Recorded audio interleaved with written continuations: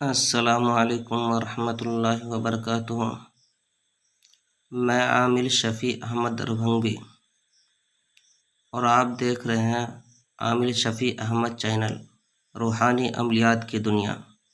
سب سے پہلے آپ ہمارے چینل سے جڑ جائیں اور ہمارے چینل کو سبسکرائب ضرور کریں، کمنٹ بھی کریں اور اپنے دوستوں میں شیئر بھی کریں۔ آج ہم آپ سے بات کرنے والے ہیں محبت کے عملیات کے بارے میں۔